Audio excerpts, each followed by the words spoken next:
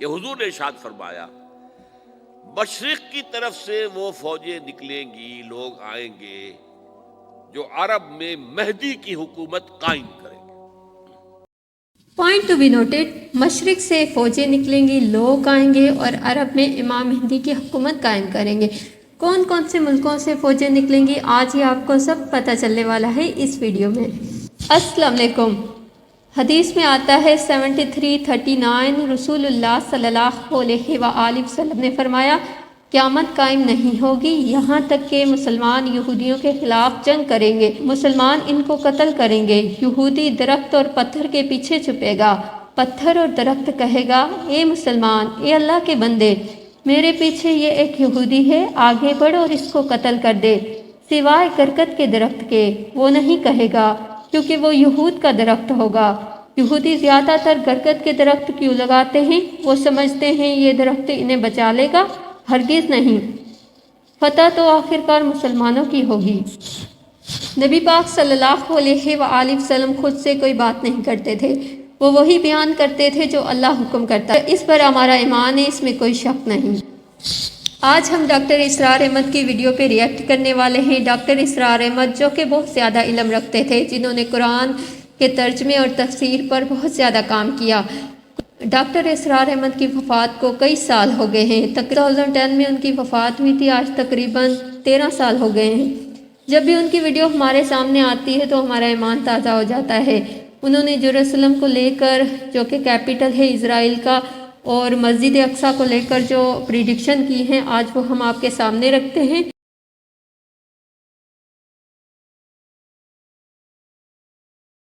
بیچاری کئی روز سے دم توڑ رہی ہے، ڈر ہے خبر بد نہ میرے منہ سے نکل جائے، تقدیر تو مبرم نظر آتی ہے ولیکن پیران کلیسا کی دعا ہے کہ یہ ٹل جائے۔ تو پہلی بات میری ختم ہوئی، عالمی نظام خلافت دنیا کی تقدیر مبرم ہے، ہو کر رہے گی، اس میں کسی صاحب ایمان کو کوئی شک، کوئی شبہ، کوئی ریب نہیں ہونا چاہیے۔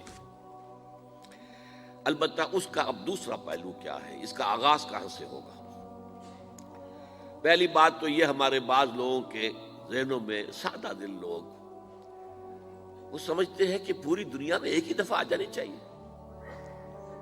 یہ کوئی علاقائی خلافت تو نہیں ہو سکتی، خلافت تو عالمی ہوتی ہے۔ ان سے میں کہتا ہوں عالمی خلافت کب تھی جناب؟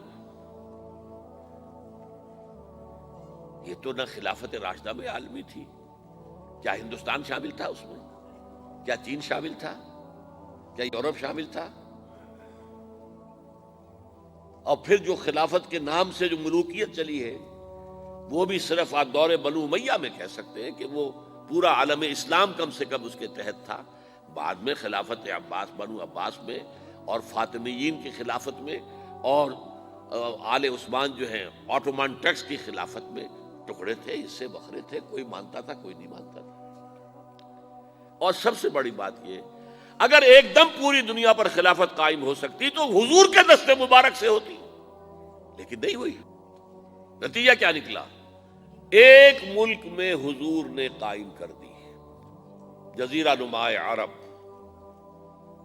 یہاں خلافت قائم ہو گئی، حضور خلیفہ ہے۔ اس کے بعد آپ کے خلفائے راشدین نے پھر اس کو وسعت دی، شرقاً غرباً شمالاً، 3 کالمز نکلے ہیں فوجوں کے، صحابہ کرام کے، 3 کالمز، ایک ایسٹ ورڈ، ایک ویسٹ ورڈ، ایک نارتھ ورڈ۔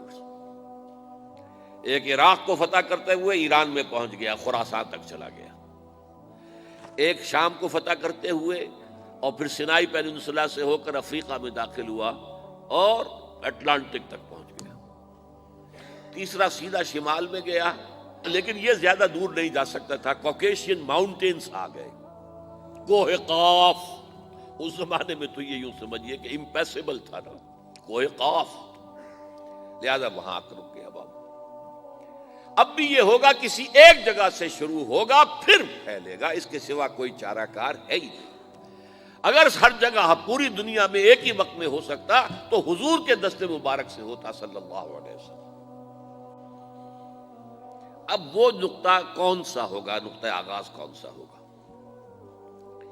اس میں پہلی بات تو میں نے کہا جو شک کرے گا اس کا پھر ایمان مشکوک ہے. ہوگا، لازماً ہوگا، گلوبل ہوگا، پوری دنیا میں ہوگا. کہاں سے شروع ہوگا اس میں آپ اختلاف کر سکتے ہیں، لیکن مجھے تو 2 حدیثیں تو ملی ہیں جن سے یہ اندازہ ہوتا ہے کہ یہ اس مشرقی خطے سے ہوگا، عرب کے مشرق کی جانب کسی ملک سے ہوگا، کسی خطے سے ہوگا. وہ حدیثیں بھی اب آپ پڑھ لیجیے پہلے. پھر میں کہہ رہا ہوں یہ خزانہ ہے جو ہم نے آپ کی خدمت میں پیش کیا ہے. کاش کہ آپ اس کی قدر کر سکیں. یہ حدیثیں آپ کو ازبر ہو جائیں، یاد ہو جائیں، لوح قلب پر نقش ہو جائیں. ہندوستان اور خراسان یعنی موجودہ افغانستان کا ذکر. ابن ماجہ کی روایت ہے عن عبداللہ ابن الحارث رضی اللہ تعالی عنہ قال رسول اللہ صلی اللہ علیہ وسلم یخرج ناس من المشرق یؤتئون للمہدی یعنی سلطانہ، یعنی سلطانہ، دونوں طرح سے پڑھ سکتے ہیں. حضرت عبداللہ ابن حارث فرماتے ہیں رضی اللہ تعالی عنہ کہ حضور نے ارشاد فرمایا مشرق کی طرف سے وہ فوجیں نکلیں گی، لوگ آئیں گے جو عرب میں مہدی کی حکومت قائم کریں گے. یہ مہدی کون ہوں گے اس کا ذکر میں ذرا بعد میں کروں گا، لیکن نوٹ کر لیجئے کہ مہدی سے پہلے لازماً کسی مشرقی علاقے کے اندر وہ نظام قائم ہو چکے گا، تب وہاں سے فوجیں آئیں گی نا. یہ مشرق کون سا ہے؟ عرب کے مشرق میں آپ چلیے ایران بھی آ جائے گا، افغانستان بھی ہے، پاکستان بھی ہے، اور اگر اسے اور توسیع دیں تو ہندوستان بھی ہے. یہ ہے عرب کا مشرق. اس سے فوجیں جائیں گی. اس کا کیا مطلب ہے کہ اس میں سے کسی جگہ پر نظام خلافت پہلے قائم ہو جائے گا تاکہ وہاں سے فوجیں جائیں گی جو جزیرہ نما عرب میں حضرت مہدی کی حکومت کو قائم کریں گی. اب دوسری حدیث سنیے. یہ سنن ابن ماجہ کی حدیث تھی جو میں نے آپ کو سنائی، آپ نے پڑھی. دوسری عن ابی ہریرہ رضی اللہ تعالی عنہ،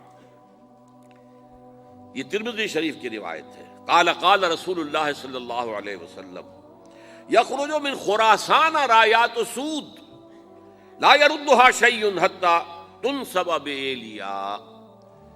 خراسان کے علاقے سے سیاہ جھنڈے لے کر فوجیں آئیں گی، ان کا رخ کوئی موڑ نہیں سکے گا، ان کو پیچھے پھیر نہیں سکیں گے کوئی بھی، یہاں تک کہ وہ یروشلم میں جا کر جھنڈے نصب کر دیں گے. ایلیا حضور کے زمانے میں یروشلم کو کہتے تھے. یہ یروشلم تھا جب حضرت سلیمان کی حکومت تھی اور یہاں پر معبد سلیمانی، ہیکل سلیمانی قائم ہوا. پھر یہ یروشلم ہی رہا ہے تاریخ میں، یہاں تک کہ سن 70 عیسوی میں جب ٹائٹس رومی جنرل نے اس کو گرایا، ختم کیا، سیکنڈ ٹیمپل گرا دیا اور یہاں سے یہودیوں کو کہا نکل جاؤ، یہاں سے کوئی یہودی باقی نہیں رہا، تب بالکل تہو بالا برباد کر دیا. اس کے کوئی 150 سال بعد ہیڈریان، رومن ایمپرر ہیڈریان، اس نے پھر دوبارہ آباد کیا اس شہر کو. 150 سال تک یہ بالکل بنجر اور بالکل غیر آباد پڑا تھا. اب ہیڈریان نے جب آباد کیا تو اس کا نام ایلیا رکھا، اب یروشلم نام نہیں تھا. تو حضور کے زمانے میں پھر اس کا نام ایلیا تھا. اور اب اس سے کیا معلوم ہو رہا ہے کہ یہ یروشلم مسلمانوں کے قبضے سے اس وقت نکلا ہوا ہوگا. ایک دفعہ پہلے نکلا تھا، سن 1099 عیسوی میں مسلمانوں کے ہاتھ سے نکلا. کروسیڈرز، عیسائیوں نے آ کر اس کو قبضے میں کیا، لاکھوں مسلمانوں کو مارا، قتل کیا. اس کو 1187 عیسوی میں واپس لیا ہے. کس نے لیا ہے؟ صلاح الدین ایوبی. کرد، عرب کھوکھلے ہو چکے تھے، عربوں نے کھویا، واپس نہیں لے سکے. بہت حکومت کر چکے تھے، 400-500 برس کی حکومت کر کے، اور ان کے عیش اور ان کے آرام، اب ان میں جان نہیں تھی کہ وہ واپس لے سکے. واپس لینے والا گرم کرد خون تھا، صلاح الدین ایوبی. تو گویا کہ اب آپ سمجھئے کہ 88 برس تک عیسائیوں کا قبضہ رہا یروشلم پر. اب 1967 میں یہودیوں نے قبضہ کیا ہے، اور اب 38 برس تو ہو گئے، 88 نہیں تو 38 برس تو ہو گئے ہیں، لیکن وہ دور آئے گا کہ اب پھر لیں گے، لینے والے عرب بھی نہیں ہوں گے، خراسان کے علاقے سے فوجیں آئیں گی۔ یہ خراسان کیا تھا؟ ایلیا تو میں نے آپ کو بتا دیا، یروشلم کا نام ہے۔ خراسان اس زمانے میں ایک بہت بڑے ملک کو کہتے تھے، کچھ حصہ پاکستان کا بھی اس میں شامل ہے، کچھ حصہ ایران کا بھی ہے۔ ایران کے اس حصے کو اب بھی خراسان کہتے ہیں، وہ ایک صوبہ ہے۔ خراسان ایک صوبہ ہے ایران کا، چھوٹا سا۔ پاکستان میں خاص طور پر یہ جو علاقہ مالاکنڈ ایجنسی کہلاتی ہے، اس سے اوپر جتنا علاقہ ہے، اور یہ جو واخان کی ایک پٹی آتی ہے اوپر، واخان افغانستان کی ایک پٹی سی دم سی چلی آتی ہے جو جا کر چائنا کی سرحد سے مل جاتی ہے، یہاں سے لے کے یہاں تک یہ جو مالاکنڈ کا وہ درہ ہے اور پہاڑ ہے، یہ بھی خراسان کا حصہ ہے۔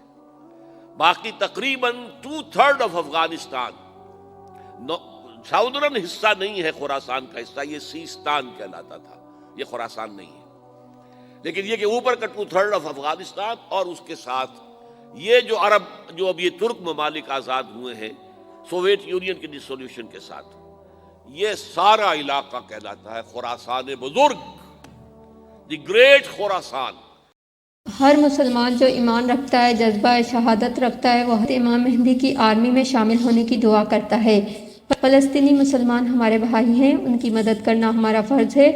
جو بھی وسائل آپ کو میسر ہیں ان کا استعمال کرتے ہوئے آپ ان کی مدد کیجیے۔ کل قیامت والے دن آپ کا نام ان کی مدد کرنے والوں میں شامل ہوگا، اور اللہ تعالیٰ کسی پر بھی اس کی طاقت سے بڑھ کر بوجھ نہیں ڈالتا۔ اللہ تعالیٰ ہر چیز سے واقف ہے۔ کے لیے لاؤں گی ایسی مزید انفارمیٹیو ویڈیوز میں، ویڈیو کو لائک کریں، چینل پر نئے ہیں تو چینل کو سبسکرائب کر دیں، بیل آئیکن کو ہٹ کر دیں تاکہ ہر آنے والی ویڈیو کا نوٹیفیکیشن آپ کو ملتا رہے۔ دعاؤں میں یاد رکھیے گا۔ اللہ حافظ۔